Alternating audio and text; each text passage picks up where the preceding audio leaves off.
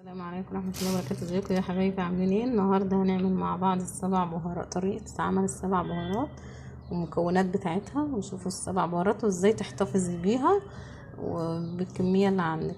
ديت السبع بهارات اللي انا جبتها وطحنتها وعملتها، وتعالوا معايا اوريكم الطريقة انا عملت ايه. السلام عليكم ورحمة الله وبركاته. اللهم صل وسلم وبارك على سيدنا محمد. ازيكم حبايبي، عاملين ايه؟ النهارده هنعمل طريقة حاجة جميلة اوي في البهارات، ده كنز في مطبخك. السبع بهارات وحاجة جميلة جدا، هتجربوها وصدقوني مش هتندمي، ده كنز في مطبخك. احلى حاجة هتعمليها على محشي تحطي، على شوربة بط فراخ وسلطة، كله السبع بهارات ده كنز في مطبخك. تعالوا معايا نوريكم هنحط ايه. اول حاجة الكوبيبة الصيني، معايا مج الا ربع كده، دي اللي هي اسمها بيقولوا عليها بهارات الحلو، بس هي دي الكوبيبة الصيني. ومعايا ربع مج هنا اهوت، ربع مج فلفل اسمر اهوت، وهنا 20 جرام قرنفل او المسمار، 20 جرام قرنفل، وحبهان برضك 20 جرام حبهان. ومعايا هنا جنزبيل مطحون، معلقة كبيرة جنزبيل مطحون، ومعلقة كبيرة قرفة برضك مطحونة.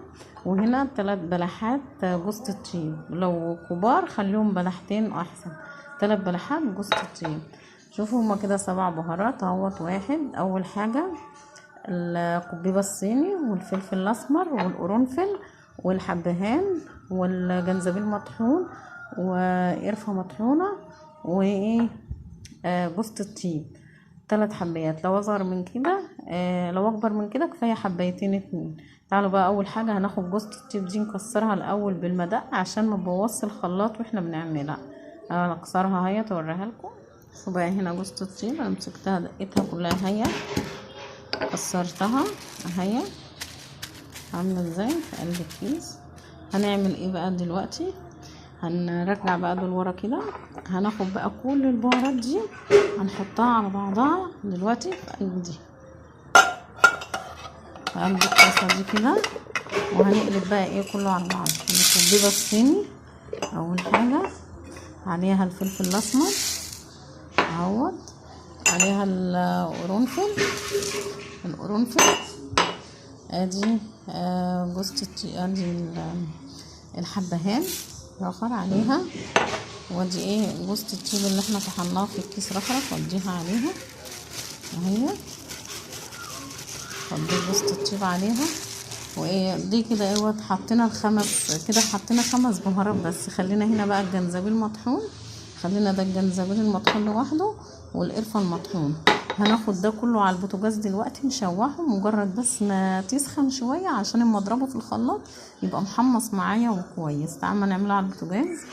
هي معايا على البوتاجاز اهي، شوفوا هفضل اقلب فيها كده.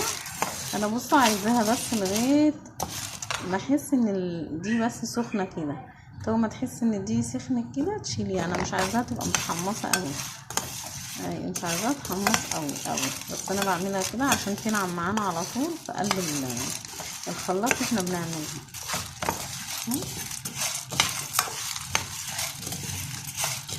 الله على الريحه، مش عايزه اقول لكم ريحتها تحفه، والله ريحتها تحفه صدقوني. يعني دي بتخلي الاكل يعني 10/10، كل حاجه شوربه تخلي الشوربه تحفه، ومحشي ومكرونه، كل حاجه حطي منها بقى وانتي معموله كده. كفايه قوي عليها عشان سخنه الطاسه كده، ايديا مش مستحملاه، يبقى كده كفايه عليها. ايوه كده. تعالوا بقى ايه ناخدها، استنى شويه تبرد كده واروح ضربها بقى في الكبه واوريها كده. بقى انا جبت الكبه هي بتاعه الخلاط اللي هضرب فيها، وعبيت فيها شويه كده اهوت. ومعايا كده انا خدت كميه من اللي انا عاملاه دوت اهوت، مش هكتر برضك عشان خاطر ان ما يبقاش تقيل على الخلاط ويطحن كويس. هاخده بقى اهوت، هضرب شويه، هضربه في الخلاط وارجع لكم. شوفوا هنا بقى انا عملت ايه. بصوا انا ضربت شويه اهوت، بس جبت الصفايه دي بقى وهنخله كده. لازم تنخليه عشان اما تنخليه اي حاجه خشنه فيها تفضل، هنرجع نضربها تاني في الكبه. خلص الكميه كلها بقى، بس انا ايه حبيت اوريكم ان انا هنخله بالبتاعه ديت، بالصفايه دي، عشان لو في اي حاجه خشنه هرجع اعملها في الخلاط تاني. شوفوا يا بنات هنا وانا بطحنها، بصوا شوفوا الخشن قد ايه طلع، شوفوا الخشن، بصوا. تمام، انا هاخد بقى الخشن دوت برضك اضربه في الخلاط، في الكبه بتاعه الخلاط تاني، عشان نضيفه عليها ما ترميش منه اي حاجه، دي كلها بهاراتها. شوفي دي لسه خشنه، عشان كده قلت لكم ان ندخلها احسن. هرجعه تاني اضربه وارجع انخله تاني. بقى يا بنات معايا، بصوا انا عملت كل الكميه اللي معايا اهيت. في بقى كده لسه مكونين ما حطيناهمش، اللي هما ايه، القرفه والجنزبيل، عشان هما ناعمين فهنحطهم برضك، هنخلهم برضك عشان ساعات بيبقى فيهم حاجات مكلكعه كده اهو. هعملهم مع بعض برضك اهو، نقلبهم على بعض ونخلهم، عشان برضك بيبقى فيهم ايه حاجات مكلكعه كتير شوفوا الحاجات اللي انا قلت لكم عليها. على فكره انا الخيشن اللي طلع من البهارات ده ضربته يجي 3 مرات، كل ما اجي ادخل الاقي فيه خشن تاني، ارجع اضربه تاني في الكبه بتاع الخلاط. ضربته كذا مره. شوفوا اللي انا قلت لكم عليه، بصوا الكلاكيع بتاعه القرفه والجنزبيل، فلازم ندخلهم رخرين برضك قبل ما نقلب كله على بعض. هقلبه على بعض بقى واقول لكم ازاي هنحتفظ بيه، هنعبيه ازاي ونحتفظ بالكميه اللي عندنا، عشان طبعا مش هستعمل الكميه دي كلها، هوريها لكم هعملها. انا هقلب ده بقى كله على بعضه كده، كل البهارات دي على بعضها، يرفع الجنزبيل على كله. انا بصوا والله مش عايزه اقول لكم الريحه تحفه، الريحه حاجه كده فوق الوصف والله. وشوفوا بقى هتخلي الاكل، هتجربيها وتشوفي الاكل بتاعك هيبقى عامل ازاي، وريحه الاكل وطعمه، وبتخلي المحشي تحفه، والشوربه ولا ريحه زفاره ولا اي ريحه مغيره، وطعمها بيبقى تحفه. دي السبع بهارات.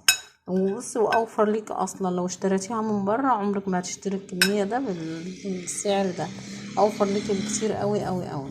انا معايا هنا بصوا جبت بطرمان صغير اهو على قد الاستعمال بتاعي، هحط بقى فيه هعبيه، هعبيه عشان ايه دوت اخليه على قد استعمالي، لان انا طبعا مش هستعمل الكميه دي كلها، لانها فعلا والله خطيره في الاكل.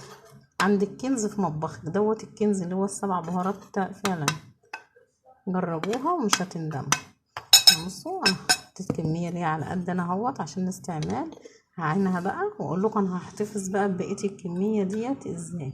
هجيب كيس بقى واعبيها فيه دلوقتي الكميه اللي معايا ديت اهوت، ادي بقيه الكميه اللي عندي اهي، عبيتها في الكيس كده دوت اللي هستعمله اهوت في البطرمان، وده بقيه الكميه عباها في الكيس وخرجت منها الهوا اهي كده واحطها في كيس كمان وفي التلاجة واحطها. نصيحة مني جربوها والله ما هتندموا، واتحداكي ان جبتيها من بره نفس اللي انتي عملتيها في قلب البيت ده، لان بتاعت بره بيبقى لامم فيها حاجات كتير، لكن دي السبع بهارات الاصلية، دي اصل السبع بهارات، وحاجة تحفة وجميلة، وصدقيني والله ما هتندمي لما تجربيها، حاجة كده جميلة جدا وحاجة وهم. ده الكنز اللي عندك في مطبخك فعلا. يبقى الكيس دوت انا هدخله في قلب كيس كمان اهوت وهعينه، وفي قلب التلاجة على في باب التلاجة او على الرف تحتفظي بيه، وبتطلعيه وتستخدميه وتستعمليه، وبيبقى جميل جدا مفهوش اي مشكلة. يلا، انا عجبك الفيديو اعمل لايك واشتراك للقناة. السلام عليكم ورحمة الله وبركاته.